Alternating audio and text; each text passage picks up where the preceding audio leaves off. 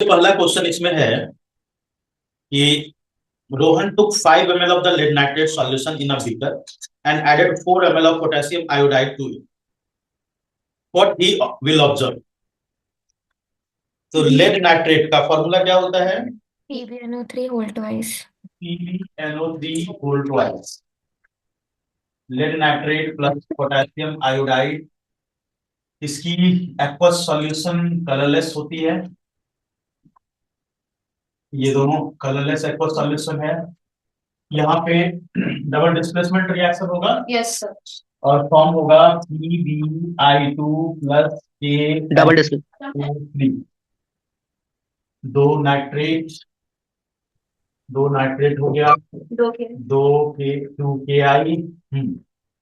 ये जो lead nitrate है इसकी येलो प्रेसिपिटेट फॉर्मेशन होती है। तो क्या हो जाएगा इसमें option? Yellow yellow precipitate. Precipitate in form. तो क्वेश्चन नंबर 1 का आंसर हो जाएगा yellow precipitate in form. Second question, non metallic oxides जो होते हैं उनका नेचर क्या होता है? नॉन मेटेलिक ऑक्साइड का जो नेचर होगा वो या तो एसिडिक होगा या फिर न्यूट्रल होगा, आइदर एसिडिक और न्यूट्रल। जैसे आपको मैंने बता रखा था कार्बन डाइऑक्साइड का नेचर तो एसिडिक होता है, लेकिन कार्बन मोनोऑक्साइड का नेचर जो है वो क्या होता है? न्यूट्रल। तो आंसर हो जाएगा इसका डी। थर्ड में आ जाए, ethene is converted to form ethane in the presence of hydrogen, platinum, palladium और nickel. This is an example of Addition. तो ऑप्शन हो जाएगा इसका सी। चलिए नेक्स्ट में आ जाए क्वेश्चन नंबर 4 में इसके, which of the following is most basic. तो मोस्ट बेसिक इसमें हो जाएगा, देखिए इसमें सबका मैं बता देता हूं पीएच। लाइम जूस का पीएच 3 के आसपास होता है। लाइम वाटर का पीएच जो है ये लगभग 12 के आसपास होता है, 12-13 के आसपास के बीच में। ह्यूमन ब्लड का पीएच 7.2 टू 7.7 के बीच में। एंटासिड जो होता है इसका पीएच लगभग 10 के अराउंड होता है, 10-11 के अराउंड होता है। तो इसका मतलब सबसे ज्यादा बेसिक हो गया इसमें लाइम वाटर। चलिए नेक्स्ट क्वेश्चन में आ जाए, ऑप्शन हो गया बी इसका, फोर्थ का। Question number 5, which of the following is true about bases. True about bases में bases are bitter and turns blue litmus red, क्या ये करेक्ट है? तो बेसिस जो है वो रेड लिटमस को ब्लू करता है, ये ऑप्शन गलत है। बेसिस है पीएच ऑफ लेस देन 7, क्या करेक्ट है? ये भी फॉल्स है। Bases are sour and change, उसके आगे पढ़ने की जरूरत ही नहीं है, बेस तो सॉर होता ही नहीं है। Basis turns blue pink, blue इसमें गलत लिखा हुआ है तो ब्लू को कट कर दो। Bases turns pink on adding phenolphthalein to it, तो ये करेक्ट ऑप्शन फिफ्थ का डी। चलिए क्वेश्चन नंबर 6 में आ जाएं, the electronic configuration of 3 elements. इसको जरा समझिए। क्वेश्चन नंबर 6, अगर किसी एलिमेंट के आउटर मोस्ट ऑर्बिट में, अगर उसके आउटर मोस्ट ऑर्बिट में 5, 6, 7 इलेक्ट्रॉन्स हों तो क्या होगा? ये सबके सब जो है इलेक्ट्रॉन गेन करेंगे अपनी आउटर मोस्ट ऑर्बिट को कंप्लीट करने के लिए। तो ये सबके सब जो होंगे क्या कहलाएंगे? Non metals. अगर आउटर मोस्ट ऑर्बिट में 5, 6, 7 इलेक्ट्रॉन्स है, मतलब इसको हम लोग वैलेंस इलेक्ट्रॉन भी बोलते हैं, इसको वैलेंस इलेक्ट्रॉन भी बोलते हैं, जिससे कि वैलेंसी डिसाइड होती है। अगर आउटर मोस्ट ऑर्बिट में 1, 2, 3 एलिमेंट एटम मतलब इलेक्ट्रॉन 1, 2 या 3, तो इसका मतलब क्या हुआ? ये अपनी आउटर मोस्ट ऑर्बिट को कंप्लीट करने के लिए इलेक्ट्रॉन डोनेट करेगा। Yes, sir. और डोनेट करेगा तो ये सब के सब क्या हो जाएंगे? मेटल हो जाएंगे। ये सब के सब हो गए मेटल। अगर आउटर मोस्ट ऑर्बिट में 4 इलेक्ट्रॉन हो तो इसमें एक तो कार्बन है जो हमें समझना है, जो हमारे सिलेबस के अकॉर्डिंग है, तो ये तो होता है नॉन मेटल। और एक इसमें आता है सिलिकॉन। सिलिकॉन होता है मेटलॉइड। मेटलॉइड। अगर आउटर मोस्ट ऑर्बिट में 8 इलेक्ट्रॉन है तो इसको हम लोग बोलते हैं नोबल गैसेस, क्योंकि ये रिएक्ट नहीं करता। It will not react, outermost orbit तो ऑलरेडी कंप्लीट है इसकी, तो ये रिएक्ट ही नहीं करेगा। तो अब बताओ इसका ऑप्शन क्या हो जाएगा? C. Sir, C, X is a non-metal and Y is a metal. हाँ, X जो है Non. इसके आउटरमोस्ट ऑर्बिट में 7 इलेक्ट्रॉन है, तो ये हो गया नॉन मेटल, और Y हो गया मेटल क्योंकि आउटरमोस्ट ऑर्बिट में उसके 2 इलेक्ट्रॉन। ये लिख लीजिए आप। Question number 7, which of the following is an endothermic reaction? तो एंडोथर्मिक किस तरह के रिएक्शन को बोलते हैं? जहां पे हीट हमें बाहर से सप्लाई करनी पड़ती है या फिर एनर्जी एब्जॉर्ब होती है ड्यूरिंग द प्रोसेस। तो देखिए, तो इसमें कहां पे एनर्जी एब्जॉर्ब हो रही है? Cooking food. Sir, cooking food. Food में, बिल्कुल। तो cooking food will be endothermic. अच्छा, एक चीज याद रखिएगा, मैंने आपको चीज एक बता रखी है कि जितने भी डिकम्पोजिशन रिएक्शन है दे ऑल आर एंडोथर्मिक, बोल रखा है ना। जितने भी डिकम्पोजिशन रिएक्शन है वो सब के सब क्या है? एंडोथर्मिक। एकमात्र डिकम्पोजिशन जो एक्सोथर्मिक होता है and that is decomposition of vegetable matter. ये याद रखिएगा, ये एक एक्सेप्शनल केस है। चलिए नेक्स्ट में आते हैं, क्वेश्चन नंबर 8 में। A student was asked to write a stepwise procedure to demonstrate that carbon dioxide is necessary for photosynthesis. He wrote the following steps. Which of the following is wrongly worded step? Wrongly worded step हमें देखनी है। चलिए, सबसे पहला point है both potted plants are kept in dark room for at least 3 days. क्या ये correct option है? Yes.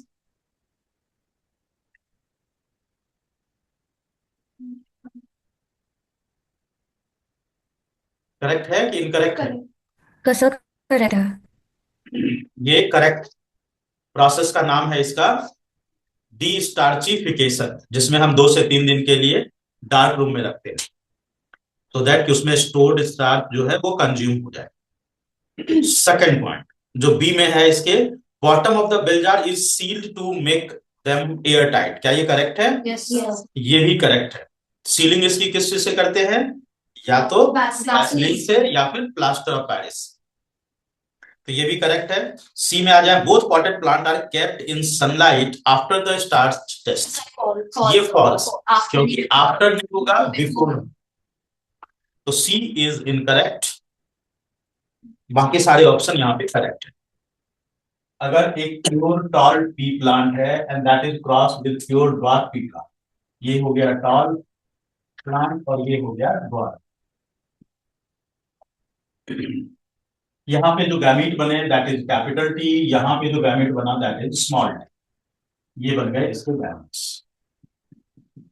अब ये दोनों गैमीट जब फर्टिलाइज हुए, कैपिटल टी स्मॉल टी बना, और यहाँ पर जो पहली जनरेशन है, फर्स्ट जनरेशन, उसमें जितने भी प्लांट आए सबके सब आए 100% हवा। इसको जब हमने क्रॉस किया, capital T small T, capital T small T, यहाँ पे प्रोसेस करवाया सेल्फिंग, ये capital T small T, capital T small T, ये क्रॉस हुआ तो कैपिटल टी, ये इधर क्रॉस हुआ कैपिटल टी स्मॉल टी, इधर क्रॉस हुआ small capital T small T, और ये हुआ स्मॉल टी स्मॉल टी। ये आ गए टॉल और ये आ गया टॉल। तो यहाँ पे 75% आया टॉल, 25% आया टॉल। चलिए, अब टी हो गया। ये हो गया हमारा सेकंड जनरेशन। तो देखा जाए क्या है आंसर। डी।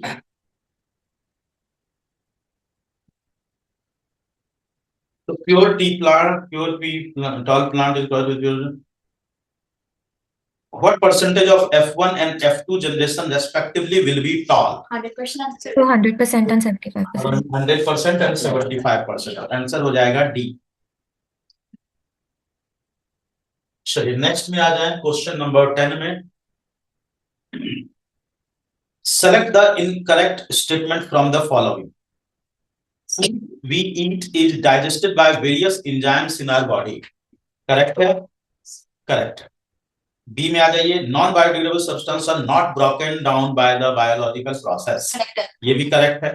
तो यहां से देखिए, एक क्वेश्चन का ये आंसर भी है। अगर क्वेश्चन आ जाए कि मान लो ऐसा क्वेश्चन आ जाए, why is plastic considered to be non biodegradable, एकदम यही लाइन लिख देना, ठीक है। अगर ऐसा क्वेश्चन आ जाए कि व्हाई इज प्लास्टिक या फिर glass is considered to be non biodegradable, तो बिल्कुल यही सेंटेंस लिख दीजिए, आंसर हो जाएगा। क्या लिखना है वहां पे, क्योंकि उसको डाइजेस्ट करने के लिए इसके पास, सैप्रोफाइट्स के पास या बैक्टीरिया के पास कोई एंजाइम ही नहीं होता, ठीक है। तो ये क्वेश्चन का आंसर यही होगा। तो इसमें 10th का बी करेक्ट है, सी में आ गई है 10th का C. All enzymes have same action on each substance, false and because क्योंकि हर एक एंजाइम का एक्शन अलग अलग होता है हर सब्सटेंस पे, Yes, sir. तो सी इसका incorrect option. Plastics can not be broken down by the action of bacteria and saprophyte, ये भी करेक्ट। चलिए नेक्स्ट में आ जाए, question number 11। In man sperm contains autosome and, man के केस में जो वहां पे स्पर्म होता है तो उसमें ऑटोजोम तो होता ही है 22, And both बाकी X जो and Y. एक बचा उसमें कौन होगा, या तो एक्स होगा या वाई होगा। तो क्या होगा answer, option B. Either or Y. इधर एक्स और वाई क्रोमोसोम। तो ये हो गया क्वेश्चन नंबर 11, इधर एक्स और वाई क्रोमोसोम। चलिए नेक्स्ट में आ जाए question number 12। Which of the following is a mismatched pair? Mismatched देखिए, A. Sorry.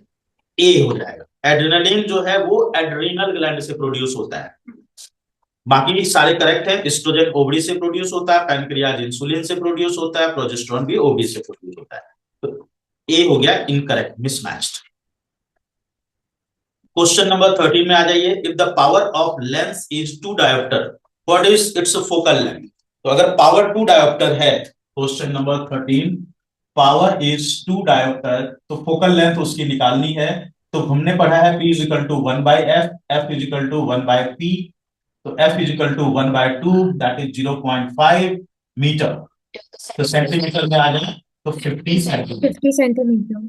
आंसर कौन क्या होगा, Plus Sorry. Plus 50 centimetre. अगर यहीं पे -2 डायोप्टर होता minus तो फिर ये -50 होता। Question number 14। Keeping the potential difference constant, the resistance of circuit is half, the current will become. अगर पोटेंशियल डिफरेंस को हम उतना ही रखें लेकिन रेजिस्टेंस को हाफ कर दें तो V इज इक्वल टू है IR। I is inversely proportional to R when V is constant। तो अगर हमने रेजिस्टेंस को हाफ कर दिया तो करंट क्या होगा, double. Double. Answer will be double. B double. ये हो गया क्वेश्चन नंबर 14। नेक्स्ट में आ जाए क्वेश्चन नंबर 15 में। One of the following is a surgical method which prevents the sperm from reaching the ovum and pregnancy does not occur. This method is tubectomy. ये tubectomy surgical में, IUCD तो surgical है ही नहीं, surgical method है ना, तो surgical method, IUCD तो surgical है ही नहीं, तो इसका आंसर होगा tubectomy.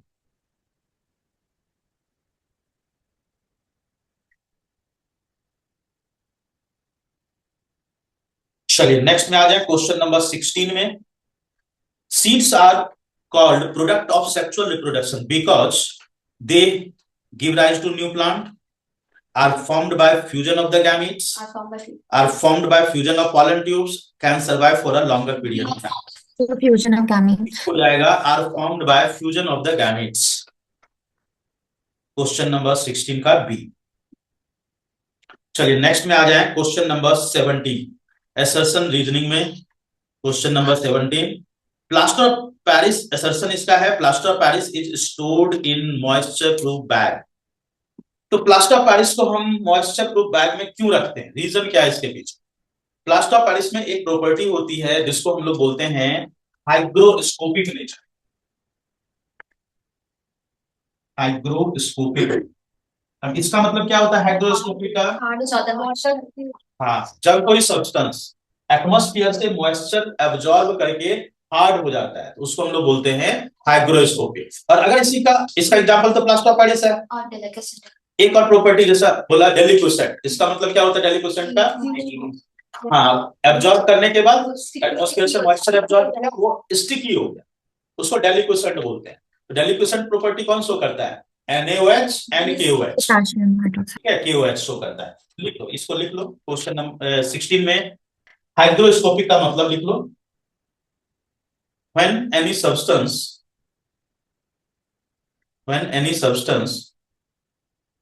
absorbs moisture, when any substance absorbs moisture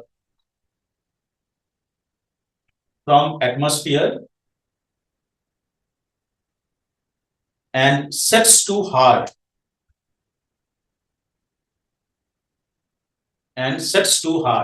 for example plaster of Paris, POP। Hygroscopic का एक और पॉइंट होता है जिसको बोला जाता है डेलिक्विसेंट। DELIQUISCENT,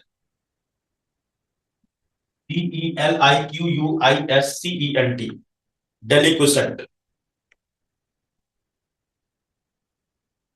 डेलिक्विसेंट में लिखो when any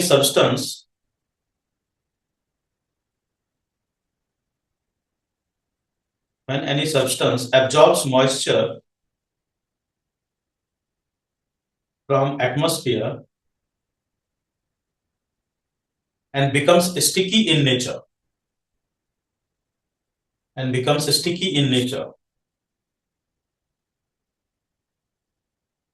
for example NaOH or KOH।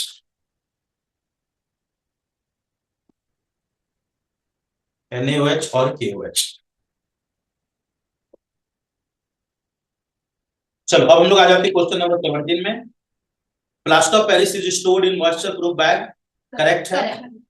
Plaster of Paris has no water molecule in crystallisation, false है। तो असर्शन करेक्ट, रीजन फॉल्स, क्या हो जाएगा? सी हो जाएगा। चलिए क्वेश्चन नंबर 18, आंसर इसका है ए। जरा ध्यान से देखो, क्यों बोल रहा हूं इसको, जरा ध्यान से पढ़ो क्या लिखा हुआ है। इको, सबसे पहला असर्शन देखो, ecosystem is an assemblage of many population interacting with each other and also with the environment, correct है?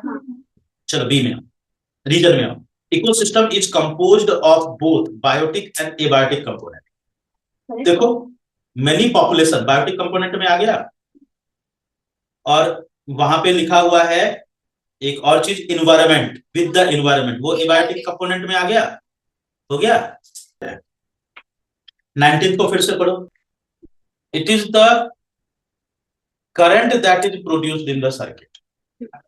तो वोल्टेज के चेंज होने से करंट चेंज होगा ना, करंट के चेंज होने से वोल्टेज थोड़ी ना चेंज होगा, नहीं होगा ना? Yes sir. तो इसमें क्या लिखा हुआ ऑप्शन में? Current is directly proportional to potential difference, ये तो उल्टा लिखा हुआ है। तो रीजन हो गया इसका फॉल्स, बिकॉज एक्चुअल में क्या होता है, voltage is directly proportional to current, P is directly proportional to I होगा ना। Yes sir. इसको बढ़ाओगे तो ये बढ़ेगा, ये चेंज करने से ये चेंज होगा। उसमें क्या लिखा हुआ है? I is directly proportional to U। ऐसे करोगे किसको चेंज करने से ये चेंज हो जाएगा, है ना? आंसर क्या होगा? असर्शन करेक्ट है, रीजन फॉल्स है, सी। चलिए नेक्स्ट में आ जाए, क्वेश्चन नंबर 20। 19 का सी क्यों है, समझ में आया सबको? Yes sir. Okay, question number 20।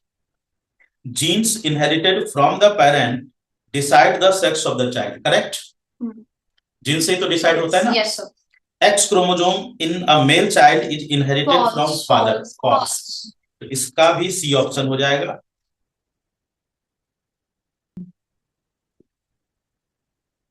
Section B, question number 21। Write IUPAC name of the following. CH3OH, CH3OH क्या है ये? Methanol. This is methanol. Second CH3CH2Cl, chloroethane. This is chloroethane.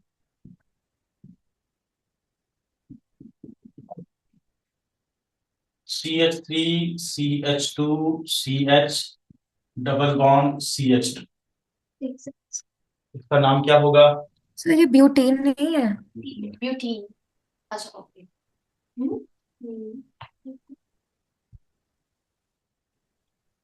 This is but one in,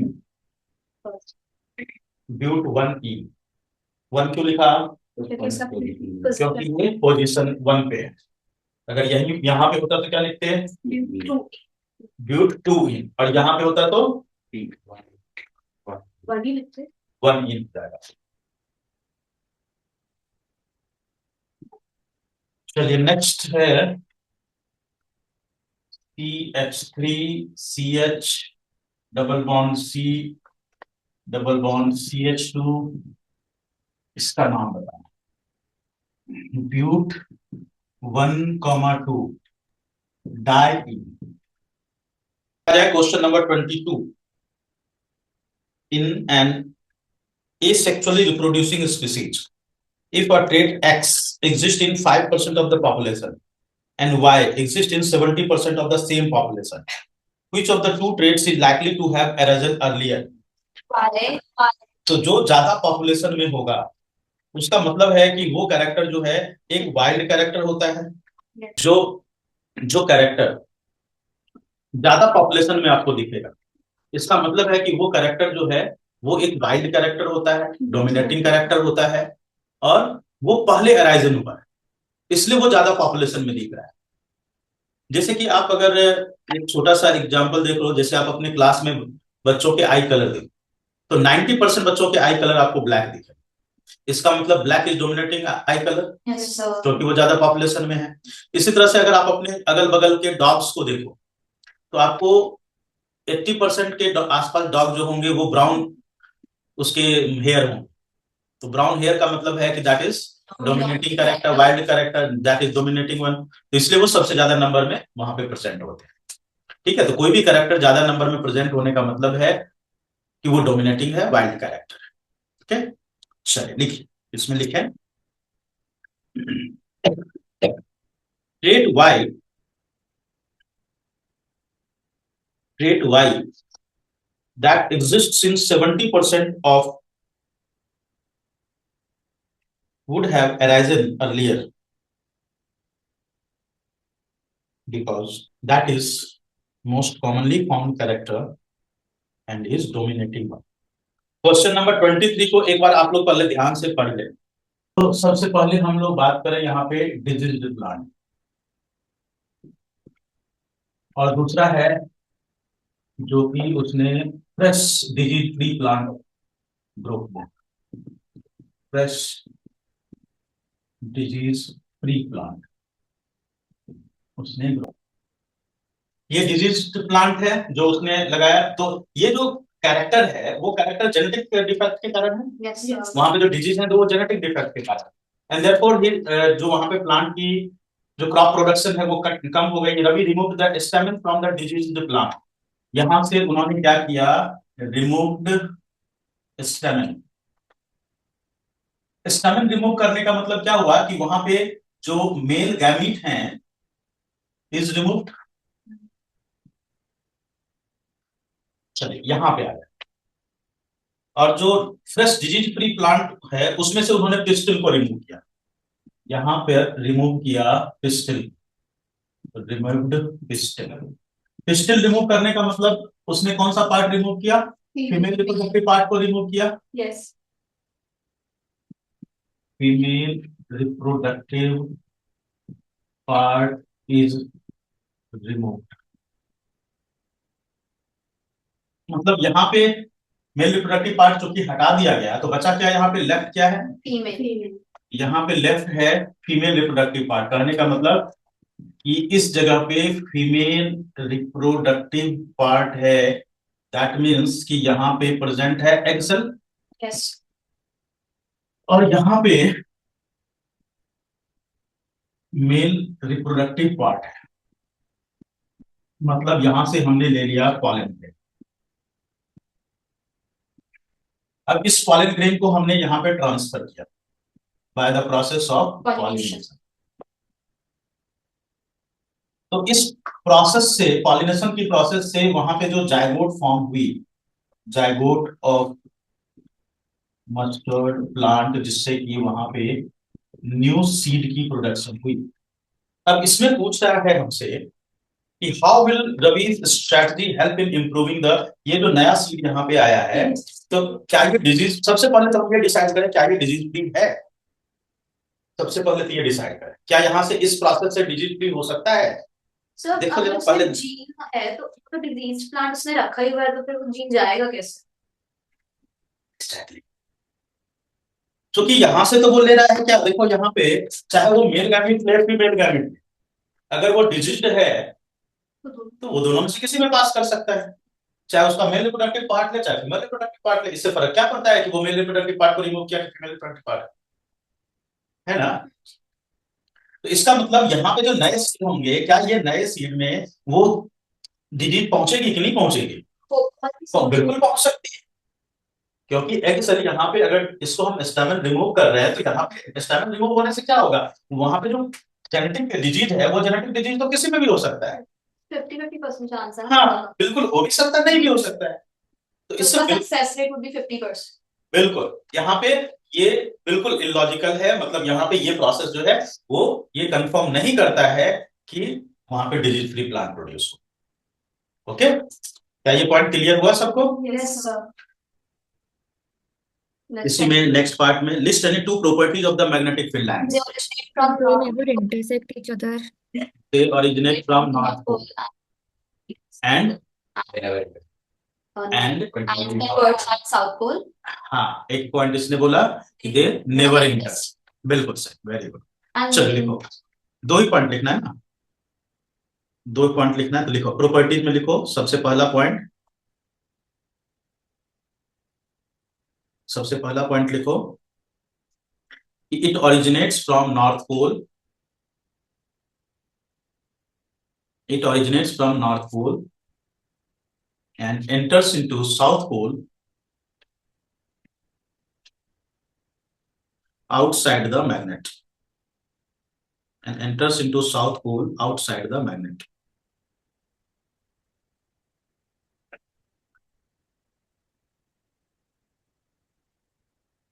second point में लिखें two magnetic field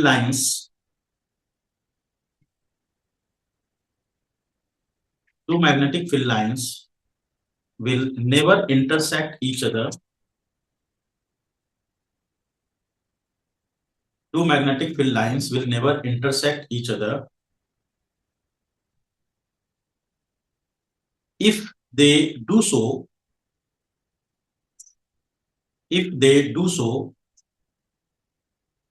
it will mean that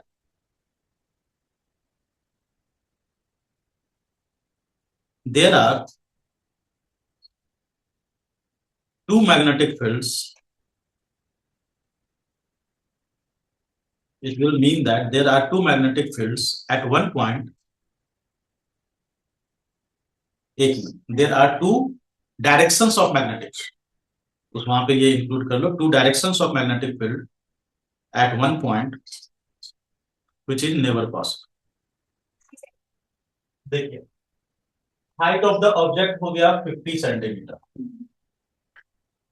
is placed on principal axis of convex lens, its 20 centimeter tall image is formed on screen.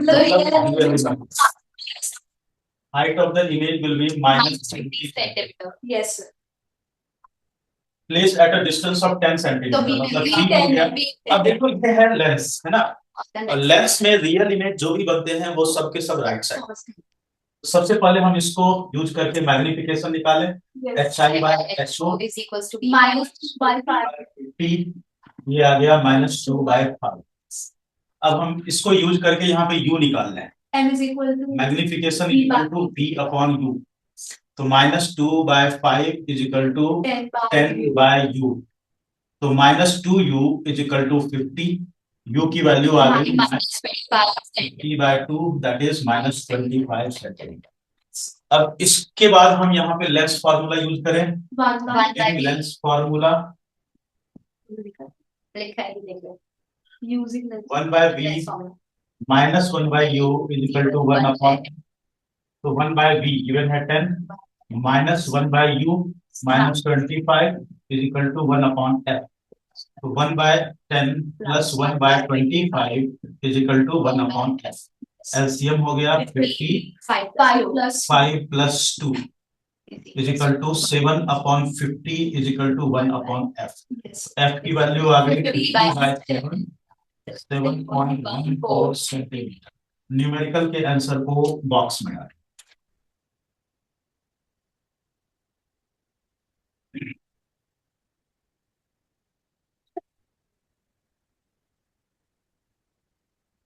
चलिए, तो ये हो गया focal length इसका, convex lens का।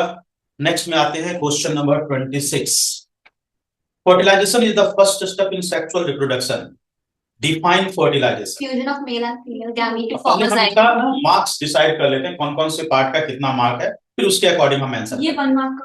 तो define fertilisation, explain the process sir point along with neat and labelled diagram. तो फिर पॉइंट मतलब आपको डायग्राम भी बनानी है, लेवलिंग भी करनी है और उसको एक्सप्लेन भी करना है। इसका मतलब ये 0.5 मार्क का हो, तो इसलिए हमें आंसर को उसी अकॉर्डिंग सॉल्व करना है। ओके, तो इसको 0.5 के अकॉर्डिंग सॉल्व करेंगे। लिखिए फर्टिलाइजेशन, फर्टिलाइजेशन अंडरलाइन देखिए, डैश कर लिखे, fusion of male and female gamete. यहां पे कम से कम 2-3 पोलन ग्रेन दिखाएंगे,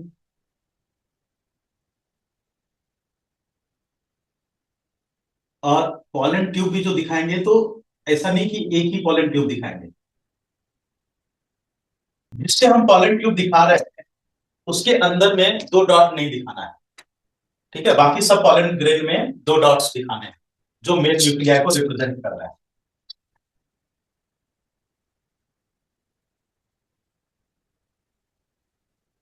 ये हो गया हमारा पोलन ग्रेन। पोलन ग्रेन्स कर ले, पोलन ट्यूब, स्टाइल, ओवरी, और ये हो गया ओव्यूल। ये दोनों मेल न्यूक्लियाई, यहाँ पे 2 मेल न्यूक्लियाई इसमें ना दिखा करके हम यहां दिखाएंगे ओव्यूल के अंदर। और देखिए इसमें क्या करेंगे, एक में एरो बनाएंगे इधर जो ब्लैक कलर से ड्रॉ किया है जो एक्सेल है, और एक को एरो दिखाएंगे इस दोनों पोलर न्यूक्लियाई के साथ। समझ में आ रहा है क्या किया? yes. 2 डॉट्स जो है दोनों मेल न्यूक्लियाई यहाँ पे दिखाया ओव्यूल के अंदर, एक को एरो के साथ हम इसमें दिखा रहे हैं एक्सेल के साथ, और एक को एरो के साथ दिखा रहे हैं पोलर न्यूक्लियाई के साथ।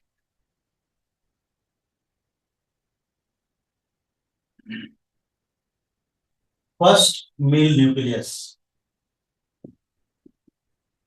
प्लस एग सेल, इस प्रोसेस को हम लोग बोलते हैं सिंगैनी, जिसका रिजल्ट होता है एम्ब्रियो फॉर्मेशन।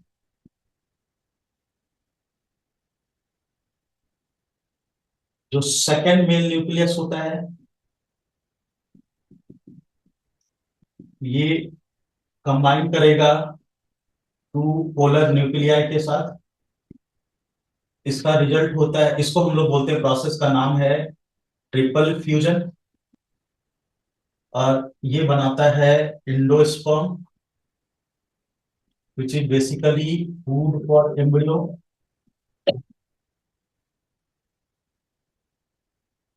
यहाँ पर जो ओव्यूल है that will form seed of plant, और जो ओवरी है दैट विल फॉर्म फ्रूट। इतनी चीजें आपको यहां पर मेंशन कर देंगे।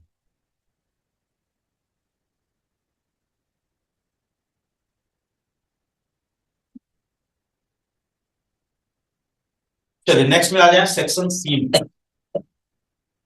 Section C question number 27। Write balanced equation for the reaction of aluminium when heated in air, write the name of product. 27 का फर्स्ट, 27 का first, when aluminium is reacted, aluminium is heated in air, तो aluminium plus oxygen Al2O3। Balance भी करना है आपको साथ में, 4Al हो गया, 3O2 हो गया। आपसे उसमें नेम ऑफ प्रोडक्ट भी पूछा है, तो नेम ऑफ प्रोडक्ट में नेम लिखना है, फॉर्मूला नहीं। ठीक है, जो पूछा जाएगा वही लिखना है। तो that will be aluminium oxide.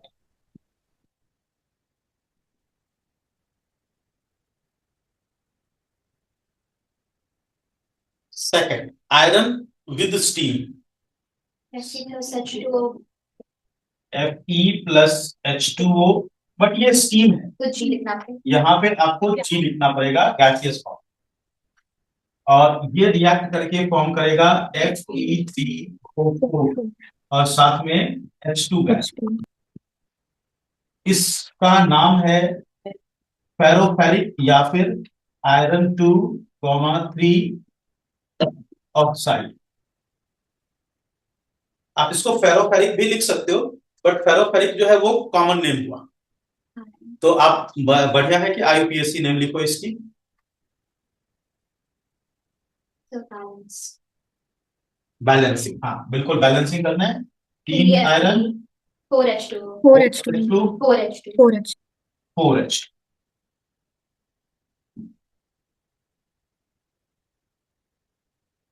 Question number 27 का third,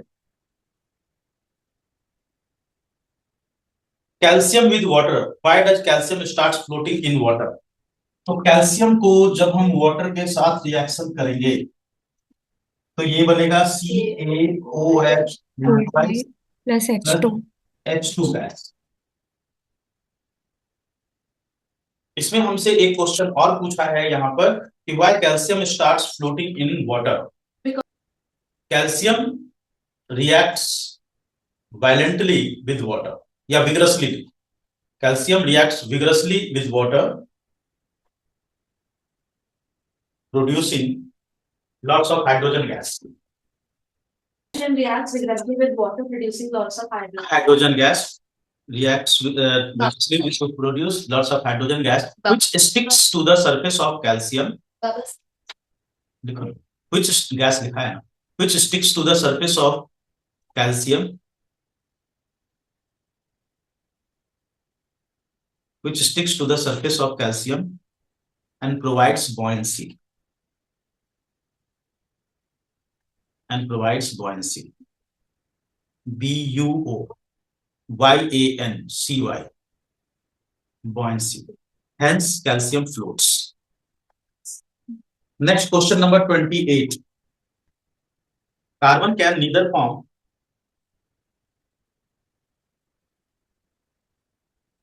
C4 minus anion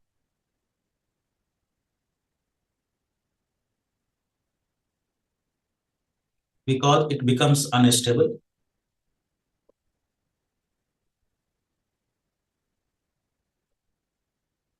nor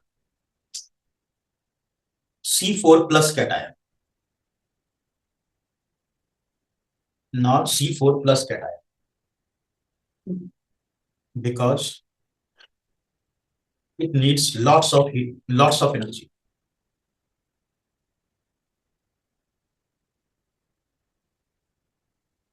Hence carbon forms covalent bond.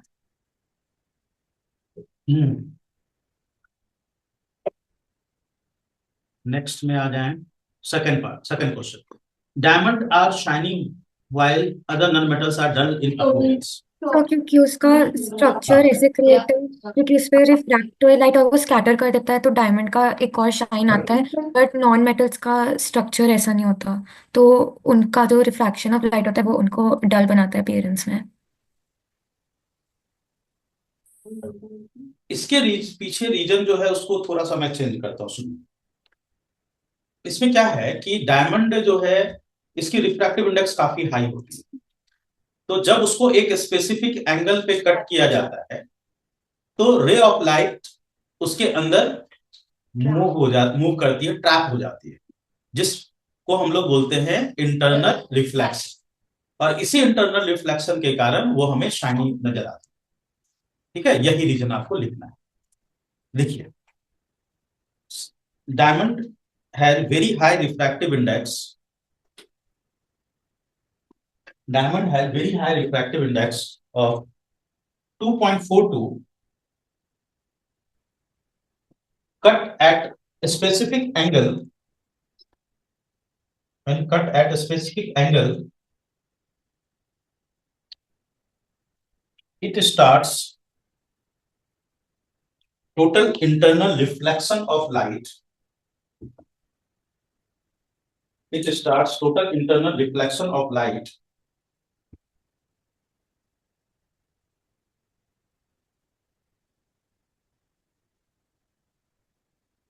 ये किसने तोड़ा? hence हमारे तो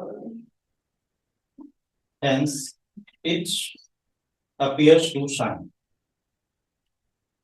hence it appears to deconstructed है। हो गया? Yes sir. क्लियर सबको ना ये क्वेश्चन का आंसर? Yes sir. कार्बन जो है वो हेक्सागोनल रिंग में प्रेजेंट, इस तरह से हेक्सागोनल रिंग में प्रेजेंट होते हैं। जैसे ये अपर लेयर हो गया, उसके नीचे का जो लोअर लेयर होता है वो बिल्कुल इसी तरह का हेक्सागोनल रिंग होगा।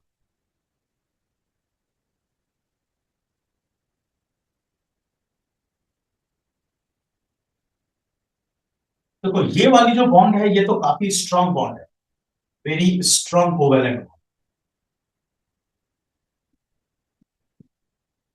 तो अगर ये बहुत स्ट्रांग कोवेलेंट, मैं इस बॉन्ड की बात कर रहा हूं जो with in the hexagonal ring है, वो तो बॉन्डिंग बहुत स्ट्रांग है, इसके कारण ये कार्बन एक दूसरे से अलग अलग नहीं होगा, और जब नहीं होगा तो इसकी जो मेल्टिंग पॉइंट होगी that will be very high, क्योंकि वो अलग अलग नहीं हो रहा है ना। वहां पे अलग अलग अगर होता तो उसमें प्रॉपर्टी टू फ्लो होती, Yes. जिसके कारण हम उसको फ्लूइड बोलते हैं, लेकिन ये अलग अलग तो हो नहीं रहा, इसमें फ्लूइड की प्रॉपर्टी नहीं है। लेकिन यहाँ पर क्या होता है कि इसके अपर लेयर का जो फोर्थ इलेक्ट्रॉन है और लोअर लेयर का जो फोर्थ इलेक्ट्रॉन है, इसके बीच में एक बॉन्ड बनती है, और ये जो डिस्टेंस है, डिस्टेंस ज्यादा होने के कारण इसकी जो बॉन्ड बनती है वो काफी वीक बॉन्ड होती है, जिस बॉन्ड को हम लोग नाम देते हैं weak van der Waals bond, weak van der Waals. और ये इतनी ज्यादा वीक है, ये आसानी से थोड़ी भी फोर्स लगाने पर ऊपर वाली लेयर नीचे वाली लेयर के ऊपर स्लिप हो जाती है, जिसके कारण क्या होगा, ये पूरी की पूरी लेयर स्लिप हो गई। तो इस वीक होने के कारण ये इसको क्या प्रोवाइड करता है, स्लिपरी नेचर प्रोवाइड करता है, और इसी स्लिपरी नेचर प्रोवाइड होने के कारण हम इसको यूज करते हैं एज ल्यूब्रिकेंट। ठीक है, अब हम यहाँ पे लिखेंगे कि दोनों पॉइंट इंक्लूड करेंगे। क्या लिखेंगे, ये ड्राई ल्यूब्रिकेंट के फॉर्म में in those machines which are operated at high temperature. High temperature पे ऑपरेट होने का मतलब क्या हुआ कि मेल्टिंग पॉइंट हाई है, तो वो सॉलिड के फॉर्म में ही रहेगा। अगर लिक्विड के फॉर्म में रहता तो ड्राई हो जाता, ड्राई हो जाता ना, लेकिन यहाँ पे चूंकि सॉलिड के ही फॉर्म में रहेगा, लेकिन उसमें ल्यूब्रिकेशन की प्रॉपर्टी भी है, तो वो मेल्ट भी नहीं होगा और ल्यूब्रिकेशन की प्रॉपर्टी भी, वहां पे दोनों चीजें आ गई। इसलिए हम इसको यूज करते हैं in the machines that are operated at high temperature. लिखो, graphite is used as graphite is used as dry lubricant, dry lubricant को अंडरलाइन कर देना, in the machine, in the machine operated at high temperature,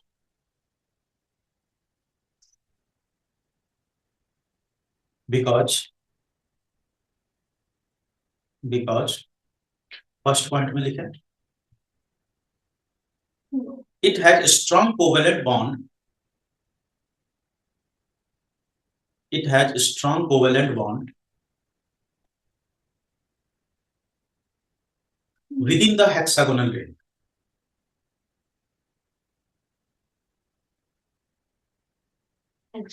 ring within the hexagonal ring, which cause high melting point. Second point में लिखेंगे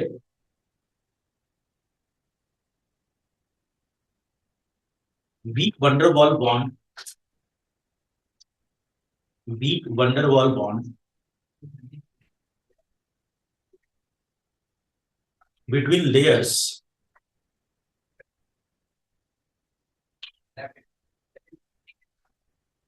provides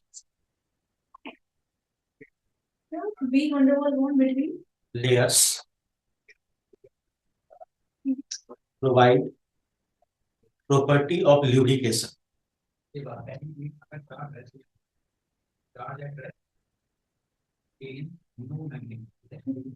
property of lipids, ठीक है, ये हो गया इसका answer.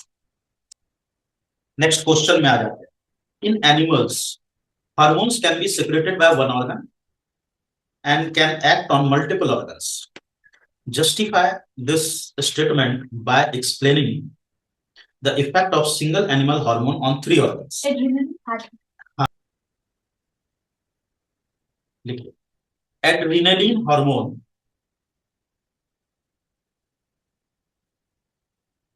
Adrenaline ADRENALINE, adrenaline hormone produced by adrenal gland,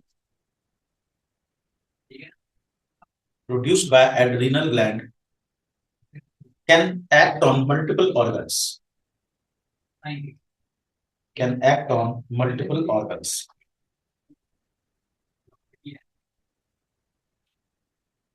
For example, first में लिखें हार्ट, हार्ट, हार्ट पे लिखें, अंडरलाइन कर लीजिएगा हार्ट पे, ठीक है। इंक्रीजेस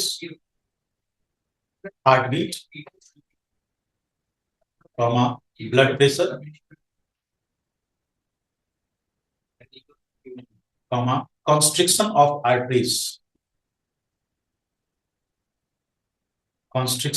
arteries,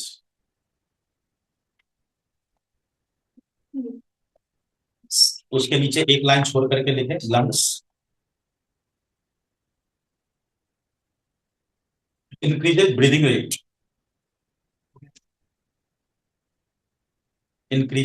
रेट, थर्ड में लिखें लीवर, में लिखें increases breakdown of glucose to produce energy.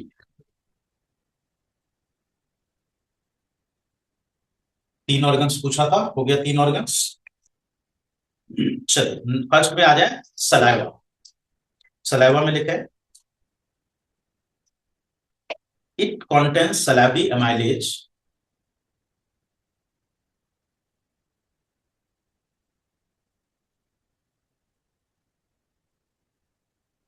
comma helps in softening of food,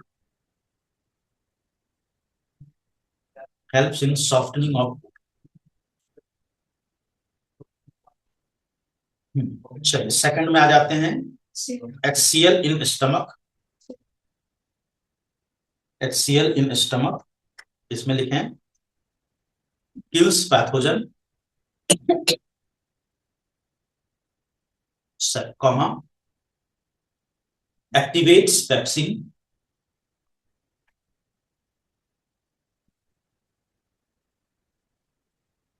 comma soft creates acidic medium,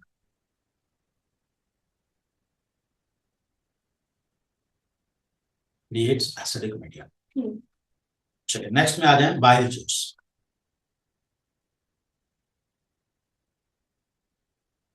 juice, में लिखें पहला पॉइंट, मतलब बाइल जूस में लिखेंगे डैश दे करके, न्यूट्रलाइजेज एसिडिक फूड,